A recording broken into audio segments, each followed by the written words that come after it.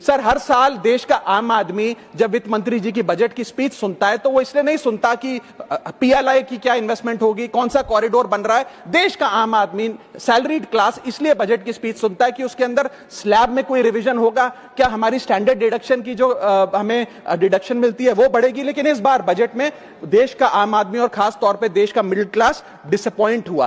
पहले ही there has been a stagnation in the salaries, inflation 6.8% पे खड़ा है, लेकिन उसके बावजूद हमने इस बार कोई स्लैब में या स्टैंडर्ड डिडक्शन में चेंज नहीं देखा। मैं आपके माध्यम से वित्त मंत्री जी को रिक्वेस्ट करना चाहूंगा कि आप इसी बजट में अनाउंसमेंट करें कि स्टैंडर्ड डिडक्शन जो 75,000 रुपए है उसे बढ़ाकर सैलरीड क्लास के लिए 1.5 लाख रुपए किया जाए।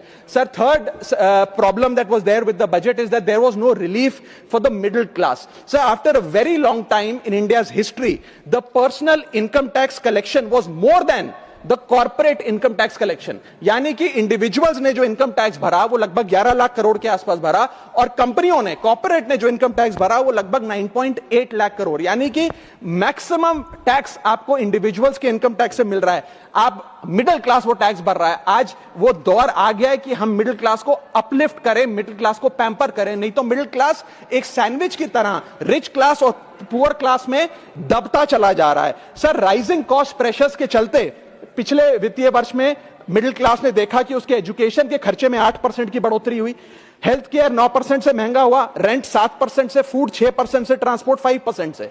मेरा रिक्वेस्ट यह है माननीय फाइनेंस मिनिस्टर से कि वो इनकम टैक्स में रियायत देकर या तो मिडिल क्लास को कोई रिलीफ दें, और अगर इनकम टैक्स में रियायत नहीं दे सकती हैं तो उसकी सेविंग्स और इन्वेस्टमेंट्स पे उसको बेनिफिट दें, उसे इंसेंटिव्स दें कि वो ज्यादा बचत करे, ज्यादा वेल्थ क्रिएशन कर पाए।